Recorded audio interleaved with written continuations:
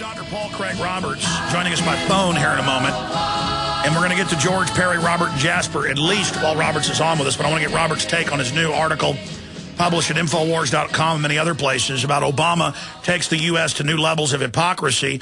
We'll also get his expertise on the housing numbers that are coming out and the fact that the Fed's monetizing more and more of the debt and how he sees the Japan crisis tying into all that. Former head of policy, Department of Treasury, father of Reaganomics, no stranger to this show.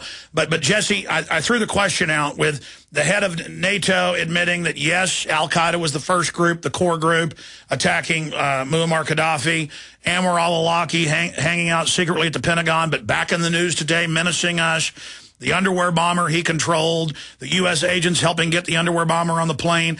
I mean, is the military aware of the fact that, sure, there's some useful idiot ground Islamicists that really believe they're jihading, but the leadership of these guys is basically tied into this corporate crime syndicate and is being used to attack the Serbs, attack Gaddafi, to menace the U.S. into giving up our liberties. I mean, what's your view on that as a veteran? Well, I know for a fact, you know, when you're in a leadership position and you're told to do stuff, you know, you got blinders on and it's all you can do to just do what you're told and get through whatever it is we have to get through. But I mean, we were very frustrated on the ground, especially in Afghanistan, because no matter where we would go, it was like al-Qaeda was like a phantom. It was like this mystery boogeyman that, like, we would go to villages and we would be told in our intelligence reports, oh, you're the first Americans to ever go in this area. And we'd get there and we'd see, like, MRE trash on the ground, and people would be like, you know, our interpreters would talk to the locals, and they'd be like, oh, yeah, there's some white guys here, like, 2 hours ago. And, like... Yeah, it's a wild goose chase, and the Times of London reports... Thousands of Taliban and al-Qaeda leaders that were caught in 2001, 2002 were ordered to be released and then paid. Did you guys know about that? Yeah, well, we don't receive any information. We're so busy and over there doing what we're doing. I mean, there were some times when we'd get on, you know, get to see the news, and we'd see Geraldo or somebody on there talking about something that never even happened, like on missions that we were on, and just completely fabricating being attacked and getting contact with the enemy and everything. And we were just told, you know, oh, well, don't worry about that. That's just, you know, that's just news speak and blah, blah, blah. But, I mean, it was just like, no matter what misinformation was being put out there, it was just, you know, oh, just do your job and be a good soldier, and, you know, we'll take care of the American people. Well, that's it. You know? Al-Qaeda is a phantom chess piece that they put on the map wherever they want to invade, or they have al-Qaeda attack the Serbs, attack Gaddafi, and then humanitarian bombing. And they're now admitting, yeah, we're going to land troops, but it's going to be humanitarian backup to the rebels.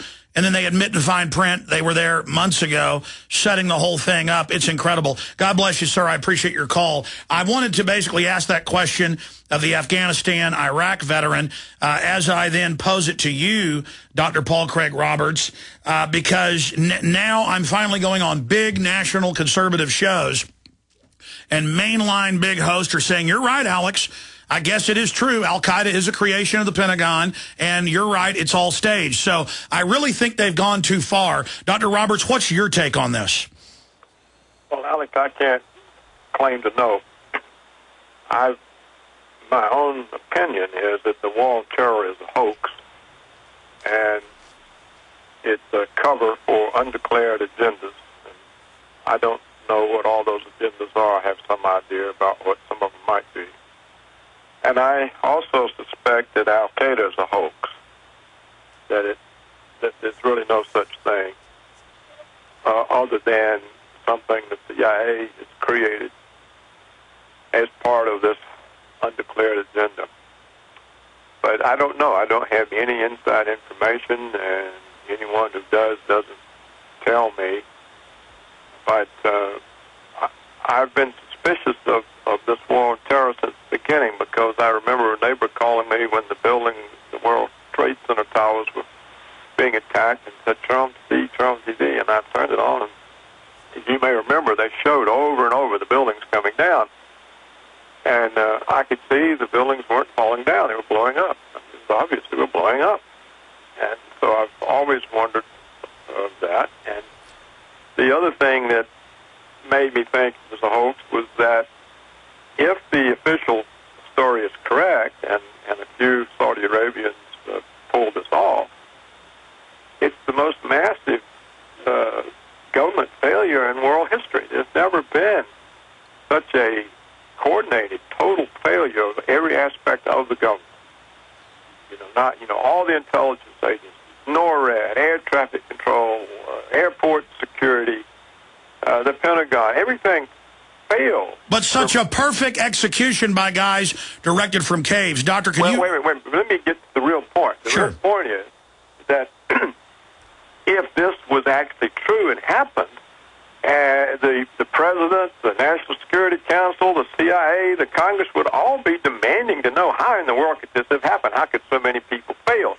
They would have insisted immediately on an investigation just to find out how our systems could so totally fail, and heads would have rolled. Somebody would have been held accountable.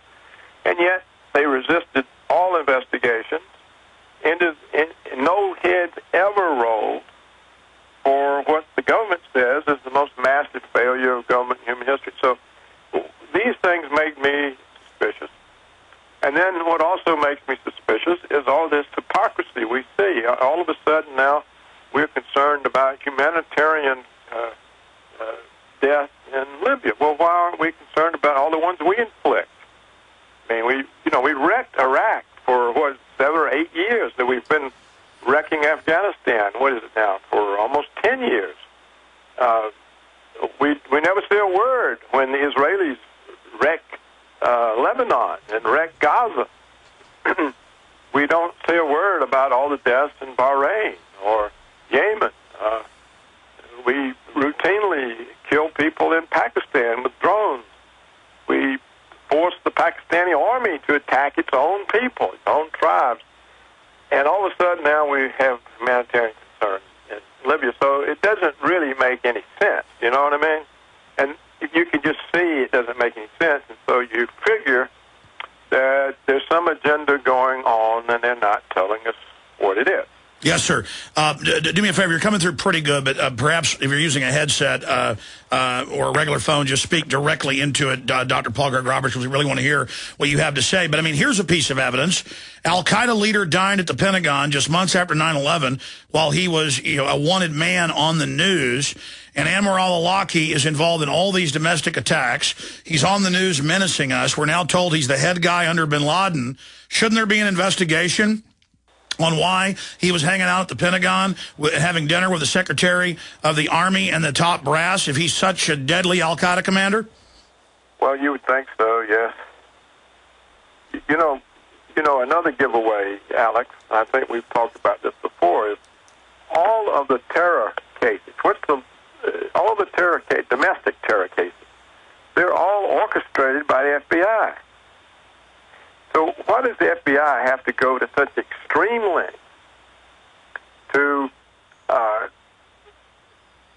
ensnare people who are not inclined to be terrorists into some fabricated terrorist act so that they can actually have a real case? I mean, if we're overrun by terrorists, you'd think they would be everywhere, and the government wouldn't have to be spending all this time and money trying to create terrorists out of people who aren't. And every one of these cases that have gone to court have been terrorism plots organized by the FBI. So, again, this tells you that there's really no al-Qaeda. That the FBI has to go out and mimic it. So we know the results of war and police state. So we have to figure that's two of the agendas. Yes, sir. Shifting gears into your latest article dealing with Obama taking America to new heights of hypocrisy, you've already hit on some of that, but in my 16 and a half, 17 years studying this 24/7 and looking at it, I've never seen, as soon as you think Clinton's Orwellian and then Bush is Orwellian and now Obama, they say don't call it a war, it's a kinetic military action. Don't call dropping DU bombs military. Now we learn they did arm the rebels beforehand. Al-Qaeda's involved. Now they've got the Marines saying, yeah, we're going to land, and the British Marines, but it's going to be backing up the rebels, so it's not a military action, and there's not going to be a ground war, but we are going to be on the ground. I mean, it's beyond 1984. Why are they so arrogant now? Because they've gotten away with it. No one's been held accountable. And, you know, the Bush regime, well, Clinton got away with it in Serbia, right? Bombing people. And then the Bush regime got away with flagrant violations of statutory U.S. law. I mean, it wasn't something simple like sex with an intern. I mean, he created massive numbers of felonies under the law. And so Bush should have been arrested and prosecuted and imprisoned. And any number of the members of the administration, they're all criminals under American law. And yet there was even any protest about it. You know, the violation of the Foreign Intelligence Surveillance Act is a felony for every offense. It's a felony. So how many millions of wiretaps did they make? Torture is a felony under United States law. And yet Bush can write in his autobiography or his memoirs or whatever that he ordered it. And that he would, was proud to do it. And so if there's no accountability, they can just do whatever. And they now use words in ways that are just obviously such distortions. If we now have them, we're going to have troops on the ground, but it's not troops on the ground. So it's incredible. I mean, you study history as you've done. This megalomania always sets in, and I think that will be their undoing, is that they've gone so power mad, and pride goes before a fall, hubris goes before a fall. The problem is this 1,000-foot edifice is going to fall on us when it falls. How do you see this ending? And then let's go through some of the hypocrisy and what you think their end game is. I don't know what their end game is, and I don't understand why they're taking these massive risks with the economy, with the dollar. The whole thing could explode at any time, and unless they have some kind of, I don't think they've got the whole world under their thumb. So I don't know why they don't see the risk. We have these massive budget deficits that are getting worse because there's no recovery, and there's no way to finance them except by printing money. Well, how long can you print a new $1.5 trillion every year before the dollar disappears as a currency? You can't do that very long. It's just, and if they say, we're going to stop printing the money and we're going to take all the money back out, which is what Bernanke said, well, they can't do that without sending the interest rates, off into the universe somewhere. I mean, the whole economy would just collapse. Well, Doctor, I don't know what they're doing. I don't know what they're doing, what they're not thinking, unless it's some kind of agenda we don't know about that makes sense of all this, but I can't figure out what it would be. Well, Doctor, I mean, you were the guy who ran the Treasury Department, the head of policy. You're listed by many major publications as one of the top 10 living economists. Stuff you predicted 5-6 years ago on this show is now happening. The monetization of debt is accelerating. All of this is happening. Inflation is rearing its head in some areas, but the overall depression is putting the brakes on that. And now the meltdown of Europe into Portugal, Spain is beginning. I mean, where does this end? Well, in catastrophe. You see, but look, Alex, there's already been massive inflation. Food prices haven't reflected it yet, but the cereal grains have gone up tremendously, 30, 40, 50, 100%, some of them. When that works its way through the food processing companies, everybody's going to see big jumps in prices. And when that hits, the first time they can no longer hide the inflation in the way they rig the consumer price index. The first time there's really a sign of inflation, what do you think is going to happen to interest rates? Because all the bonds are so highly priced now, the interest rates are practically zero. And a lot of people's remaining wealth is in bonds because because they know the stock market is being driven by money creation. Well, once those interest rates move up, the bond prices are going to collapse, and whatever's left of private wealth will be ruined. So I don't know. I don't think there's any thought, and we could say, well, the agenda is to destroy everything, but why would people with power want to destroy the basis of their power? So I can't believe that's it either, and it may just be what you said. It's hubris. It's belief that they're omnipotent and so powerful that nothing they do can come back to bite them. Maybe that's the craziness.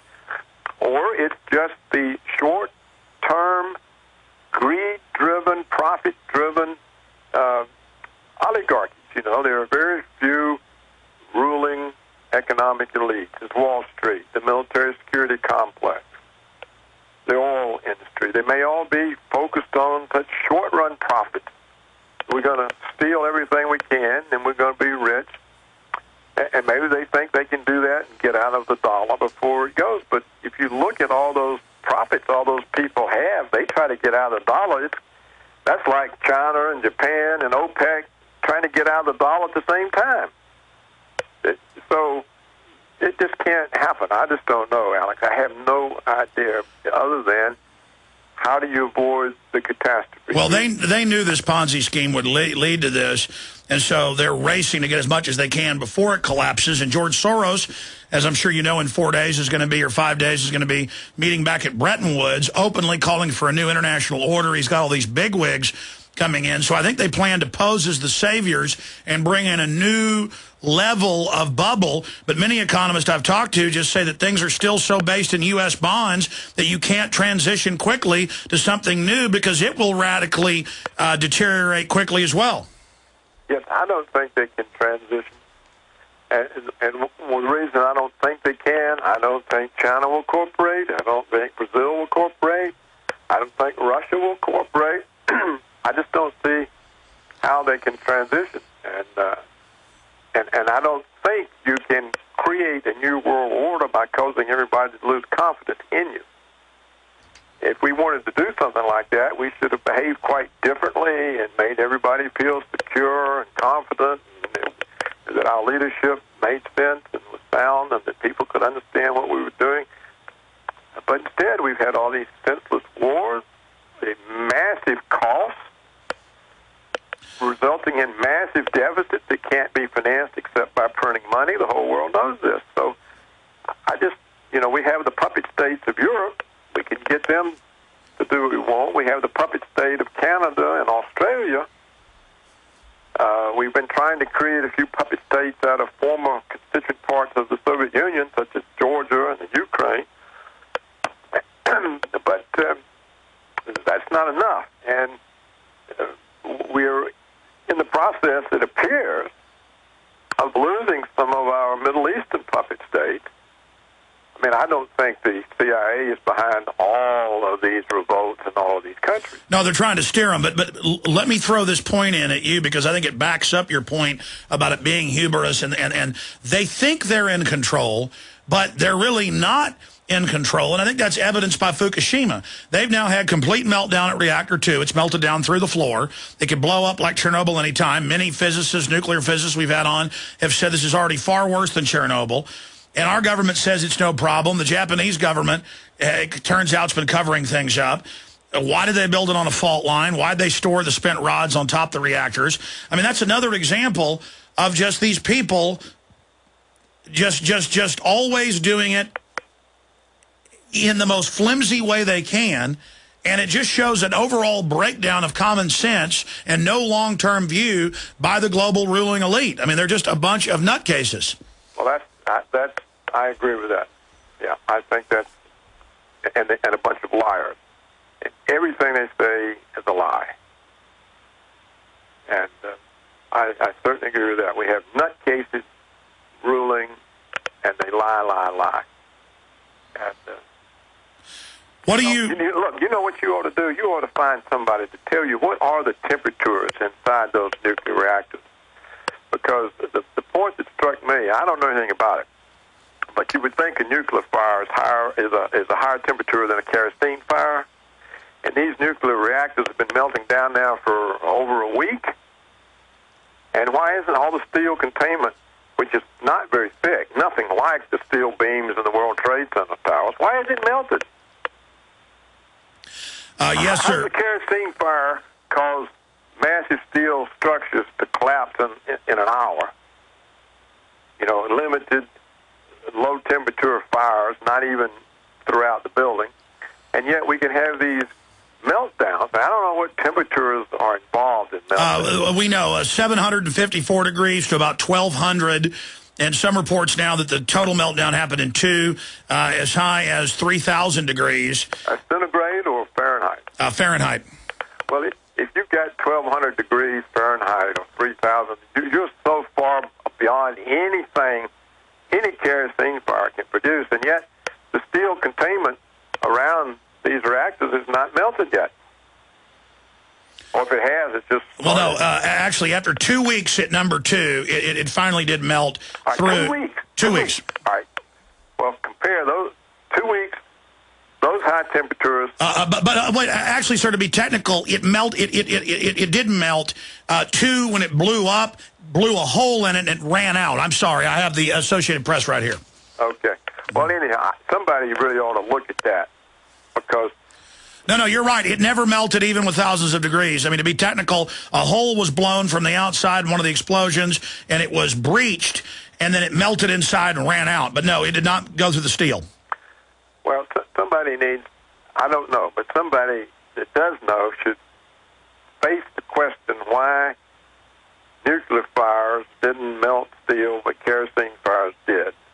And why nuclear fires didn't melt it after all of these days and days, but it only took an hour in one of the World Trade Center buildings and an hour and a half in the other for a limited, smothered kerosene fire to... Well, Doctor, we have the firefighters on video and the video of it saying it was molten lava just pouring and bubbling. I mean, how does kerosene do that? Right, it can't.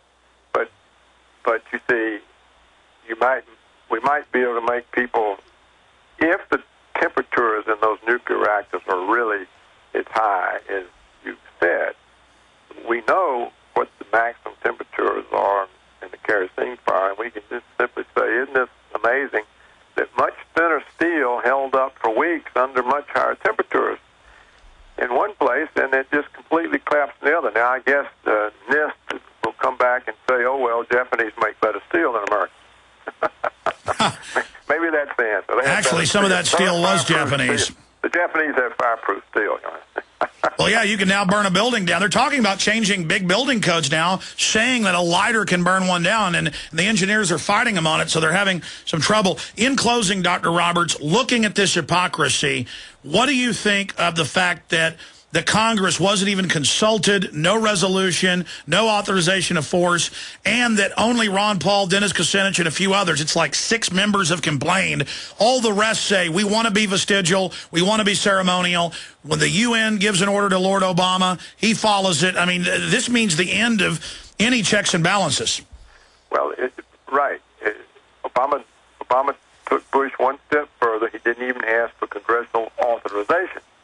He just acted on his own. So I call this the final step into Caesarism. We now have a Caesar. He can do what he wants. It doesn't. The law is meaningless. It has no effect. He's not subject to law, unless maybe he has an affair with an intern. But that's the situation we're in. U.S. government, the executive branch, only the executive branch. Of course, Congress can be penalized in the judiciary, but the executive branch is now above the law. It doesn't have to follow the law. Look how it's treating Bradley Manning. That's illegal. It's not even a protest. You'd think the ACLU would have all kinds of court cases about the torture of Bradley Manning. But, so what is it? I don't see how it's any different than the Gestapo or Stalin. Well, that's my next issue. I think we need to take things back at the state level, continue to expose this tyranny as our last ditch to try to stop this ahead of the 1776 option. But talking to you, I kind of get sometimes that you think the only option could be 1776. I don't really know if we have an option, because the people are so ignorant, they're so brainwashed because of patriotism, and they have no preparation, and it's going to come on them suddenly. I tell you what, Doc, we're going into overdrive. Do 5 more minutes with us if you can, and we're going to take some calls. I have promised to go to George, Perry, Robert, Jasper, and others, so we're live into overdrive, deeper into the hour. We're going to let Dr. Roberts go here in about 5 minutes. Former head of policy, Reagan administration at the Treasury, written many books. His latest book, How the Economy Was Lost, The War of the Worlds, tells why America is disintegrating. And it's available just better bookstores everywhere, Amazon.com as well. He also writes public columns and just gives them out to everybody. Great guy. Used to write syndicated columns but didn't like being censored, so he just fights for absolutely free, the true mark of a true patriot. And we really appreciate he's fighting for freedom, which is the greatest prize, the great jewel. In closing, we were talking during that 1-minute break, Dr. Roberts, and I was saying I wish there was a free country to move to. You were saying, yeah, there really is nowhere with these globalists. They're trying to destroy Switzerland. You pointed out that's one of the better places still, but they're trying to get rid of its laws and its sovereignty. And then you said, but I don't think that they can get China. Elaborate on that. Well, it has a government that has long-term thought capability, and that is in control of the situation, has plans to make China the world power, and that realizes the United States is insane, and will be doing whatever it can to insulate itself from the fallout of the American collapse. So I don't think China has any interest in globalism. China has always been Chinese. Isolationist. That's right. They're Chinese, and they're not globalists. And so I don't think any kind of scheme can get them, but I could be wrong. Well, listen, Mao had to kill 60-something million of them to get them in line. They are the original capitalist. And what you're saying is that communism is about a centimeter thick. Under it is basically isolationist business people, and China, and that won't play too well. Look how China spends all their money getting 94% of rare earth mineral mines in the world. Look at how they're building highways, speed rail, everything. We have got a dilapidated 70-year-old rail beds in this country. Yeah, you can hardly go anywhere on a train here. Yes, I think China is outside of their plans, and I think Russia is too. I don't think they can get Russia. They're trying, but I don't think they can. And they almost did, but Putin put an end to that. And I just don't believe that they have the kind of power to do what this globalism thing is all about. I just don't think they have power. But they sure run our country, and they're sure going to rob us on the way to destruction and attack every country they can. Well, they seem to be doing that. Look, we were talking about what the American people can do, and the trouble with the people is, I was saying, they're brainwashed because of their patriotism, they're ignorant, they're unaware, and so they haven't any reserves. I mean, people don't have food stocks, they don't have any plans, they don't have any unity. People don't like each other, neighbors can't get along. People are they're more concerned to run down the people they need to be united with. Well, you're right. On average, America is lazy and rotten. That doesn't mean we don't have good people here, but I got to tell you, Americans have become lazy and rotten. Yeah, and they have no awareness. There's no unity. And they're so split and divided, and they're at each other's throats. I'm not just talking about rich and poor. I'm talking about among the poor, among the middle class. It's not I don't think the United States is, for a very long time, has ever had any real unity. It's every person for himself, It's even broken up families. It's like that, even within families. Yeah. And so that doesn't give possibility of a 17th century. Well, it's a cycle of decadence, though. Every society goes through this, and in the end, it is what it is. We've got to spread the word and do what we can. There is an awakening happening, but you're right. A lot of folks are very decadent. Dr. Roberts, thank you for spending time with us. We look forward to speaking to you again very soon. Okay, Alex. Thank you very much. Thank you. Thank you, sir. Have a great week coming up. We're gonna